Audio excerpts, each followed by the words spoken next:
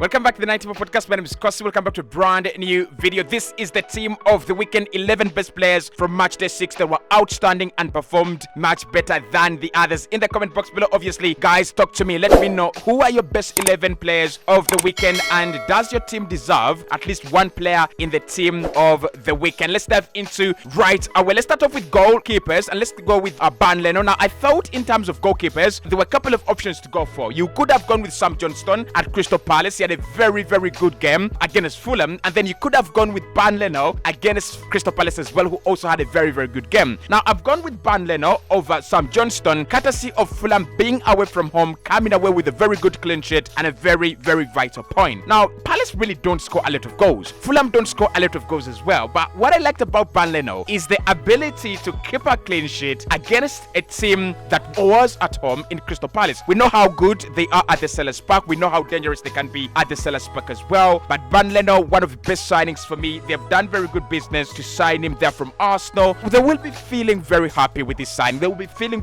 very happy with him. This is his second consecutive campaign where he's playing at the very top level. So Burnley, for me, a goalkeeper of the weekend. There are a couple of other shout-outs. I thought David Dreyer made a very outstanding save against Tottenham Hotspur, but the fact that they conceded 2, it just washes away the quality of his clean sheet and performance, right? If he had kept a clean sheet, or probably if Arsenal had won that game 3-2 or 2-1, then David Dreyer would be of big consideration. I thought Andre Onana as well was actually very good to keep a clean sheet against Burnley. Burnley were really on fire in that game. But let's go with Burnley. Onana out, Sam Johnston out, David Dreyer out. Let's go with Burnley. I thought the performance was absolutely really deserving of an accolade, and therefore we have him in our team of the weekend. Right, so let's go with 4 at the back. Usually I play 3 at the back. Today I'm playing 4 at the back, and I'm playing Kieran Trippier as one of the 4 at the back. Kieran Trippier assisted 4 times as Newcastle were beating Sheffield United 8-0. Now I don't know what the bigger headline is: Trippier assisting 4 times or Sheffield United allowing 8 goals into the back of the net. I just don't understand it, but they were running riot. They were really running riot, and Kieran Trippier for me is one of the players that if you don't have him in your FPL last weekend, it's a huge mistake. You've got to buy him. Very consistent performer for Newcastle. I think Newcastle this season, they will have a couple of questions to answer when it comes to consistency, but at least they have that kind of framework, that kind of quality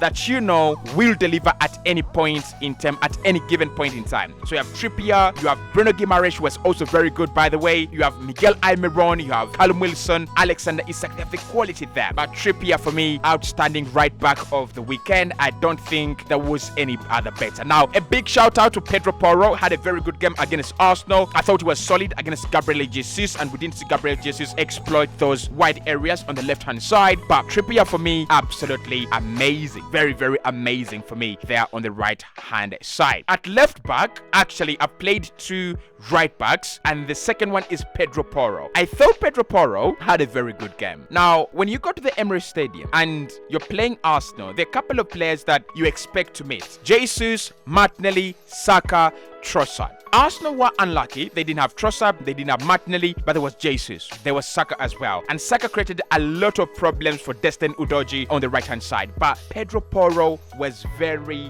strong, and I liked it from him. So when you play a team like Arsenal, the wings have to be working, right? Your wing backs have to be working. Your wing backs are going to be under a lot of pressure, and that's what we saw. But Pedro Porro stood very still. He didn't create a lot of chances. He didn't come forward in that game, and that is courtesy of Arsenal just being very good. That was courtesy of Arsenal just pinning them back, right? But he defensively put in a shift that we've never seen before. Like, the Pedro Porro I know is not the guy that loves to defend. He's not the guy that loves to close down spaces. He doesn't love to go 1v1 with technical players like Jesus. He loves to be on the attacking side rather than on the defensive side. But yesterday, we saw a Pedro Porro standing still, beating Jesus in 1v1 situations and forcing him to shift back inside rather than going outside and, creating those isolation areas, right, and scenarios. So I thought Pedro Porro had a very good game, and Spurs fans will be very happy with his performance in that game. Right, Josko Gvardiol. It's a very difficult name to write, but I'll try my best. Josko Gvardiol and Tarkowski at centre-back. Tarkowski was in that Everton side that prevented Brentford at home at the GTEC Stadium to score more than one goal. That was beautiful. That was absolutely brilliant. So I've gone with James Tarkowski, and let's go with Gvardiol. I thought Gvardiol had a very, very good game. Look, you expect him to have those good games. You expect him to be a quality centre-back, and he is an absolute quality centre-back for Manchester City. Why I've gone with Gvardiol is that red card. When they get the red card, Nottingham Forest have moments and they try to pin them back. But what I saw in that game is Manchester City, they are as good defensively as they are, in attack. These guys offensively elite, defensively superb. In midfield, they are world class. But Josko Gvardiol, he has just displayed over the last game week why Manchester City spent over 100 million euros to sign the Croatian young centre-back. He's a leader, he's a very good player in the air, and he's simply magnificent as a player. Simply magnificent. James Tarkowski, I think for you to stop the likes of Brian Wemo and Johan Wissa and, Jensen, you've got to be good. And he was actually very, very good in that game. So I would give him a lot of credit for Everton actually making sure that they picked up 3 points away at the GTEC Community Stadium. Let's go to the midfielders because I'm really, really happy with a couple of midfielders, especially over the weekend. I've gone with Yves Bissouma from Tottenham Hotspur against Arsenal. Bissouma deserves to be in the team of the weekend by now, and I don't know why I have not had him in my team of the weekend so far, but he deserves the recognition, and therefore he's got the recognition on this podcast. Yves Bissouma, most improved player in the Premier League. In all the Premier League, he's the most improved player. Agree or disagree? He's become a real defensive midfielder. Beast, in terms of ball progression, in terms of winning the ball back. That one moment where Kai Havertz thought he was in, right? And Bissouma just shrugs him off the ball. Like, he just shrugs him. He's such a formidable defensive midfielder. And it has taken him some time for him to come around, for him to become the player that, Spurs fans that actually hyped a lot and thought they had signed. But he's eventually there. He's eventually becoming one of the best defensive midfielders in the Premier League. And I won't be surprised if Bissouma in the next 2, 3, 4, 5 years sees himself at a club like Liverpool, or he sees himself at a club like Inter Milan. I really see him go up a level. I don't think Spurs is going to be the epitome of his career. He will go up another ladder. He will go up another level on the ladder. But I really love the performance from him. The other midfielder that we are going to go for is Bruno Guimaraes. Good performance. 8-0. Guys, come on. They've got to have a lot of players in this team, Newcastle. 8-0. Bruno Guimaraes on the score sheet. He also assisted one goal as well. It was a happy day. And for me, as a person who really does my research to do the weekend team of the match day, it was so easy. Like Newcastle, they were running rampant. They were running riot. And such is the quality. And such is the difference between top and bottom teams. That is the quality when it comes to spending money and also winning games by a very healthy magnitude and a very healthy margin as well. So Bruno Guimaraes in the team, no words to explain this guy. He's an absolute utter nonsense of a phenomena. To complete the midfield three, because I played a 4-2-3-1, but then it could be a 4-3-3 more like so. Let's go with James Madson at Tottenham Hotspur. 2 assists in the North London derby against Arsenal. Brilliant, absolutely brilliant. Now he is lucky, James Madson. It could have been a double-edged sword for James Madson, because there was that moment where Gabriel Jesus catches him sleeping on the ball, but he doesn't capitalize. And what actually makes him come into this team of the weekend is effectiveness. Mark that word, effectiveness. Because what he does on the other side is he catches Jorginho sleeping on the ball and he is effective. So Arsenal don't capitalize on his mistake, he capitalizes on theirs. But apart from that, he was literally everywhere, James Madson. The first goal, assisting there. The second goal, assisting as well. And creating a lot of problems for this Arsenal side, especially without Declan Rice in the second half. You love to have him in your FPL. If you don't have him, like me, sorry, we made an absolute blunder. James Madson has got to be in that team, and he really, really has got to be in the team. Now, shout out to Sandro Tonali. I thought he had a very, very good game. I wanted him to be in this team. Shout out to Saka. I thought he was very, very magnificent in that game and should have been in this team, but I don't have a place for an Arsenal player or even a place for any other player if it's not James Madson. So to complete the team of the weekend, let's go with 3 brilliant attackers. Let's start off with the left-hand side, where Karo Mitoma was the outstanding performer in the weekend. Mitoma scoring a brace from the bench to make sure that Brighton had a comfortable win against Bournemouth. Now, I envy Brighton. I really, really do. And why I envy them is they have options that no one in the Premier League apart from Man City and Liverpool have. They literally switched a few buttons, bringing in Karo Mitoma, and he scores twice, and he makes Estupiñán much better. Estupiñán, one of the best performances of the weekend. Mitoma, the best performance of the weekend for a winger. So Karo Mitoma is 100 million. There's no question about that. Anyone who wants to buy him, and they will want to buy him, must pay upwards of 100 million. What a signing.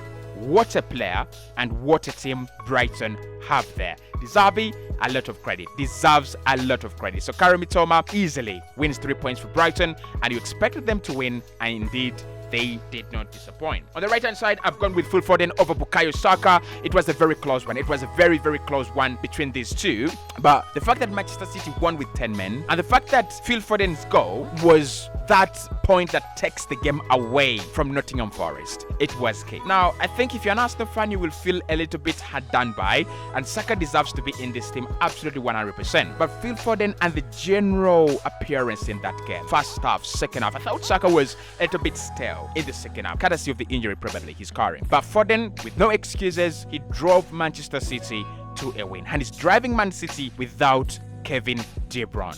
Good performance. Very, very good performance from the guy. I love him. I love Saka too. And I thought for this time, let's go with Phil Foden. If we ever have another close tie between the two, then we will go with Bukayo Saka. Up top, I've gone with Heung-min Son at Tottenham Hotspur. I don't know why I have so many Tottenham Hotspur players here, but I thought going out to the Emirates Stadium and just putting in, one of the best performances, it is something that you've got to credit them for. Like, there are not so many teams that are going to come to the Emirates Stadium and create a disaster, create problems for Arsenal. So Heung-min Son scoring twice against Arsenal. He had scored a hat-trick, but the first goal was offside. So scoring a hat-trick at the Emirates Stadium and having one goal disallowed, and then carrying a point, right? I think that game was between Madison, Heung-min Son, and Arsenal. Arsenal didn't turn up. Heung-min Son and Madison did turn up, right? And probably Christian Romero, who was doing the self-destruction on the other side. It was a game of self-destruction. But anyway, guys, that is my team of the weekend. I've gone with Banleno in goal, Pedro Porro, Tottenham Hotspur,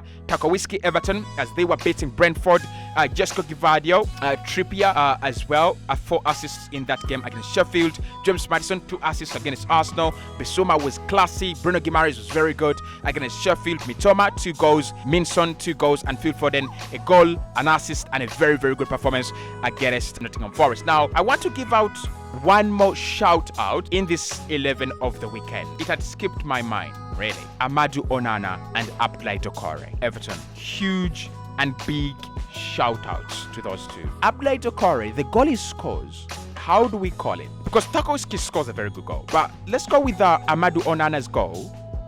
Not really. Abdoulaye Doucouré's goal for the goal of the weekend. Brilliant. The way he brings the ball down, hits it first time, hits it in the ground, it's a good goal. Really, really, really, very, very good goal, right? And look, the performance, generally, Sean Dyche will be very pleased. And the owners, the new owners at Everton, will be very happy that the manager they have at the helm is actually focusing on the wrong things and, correcting them.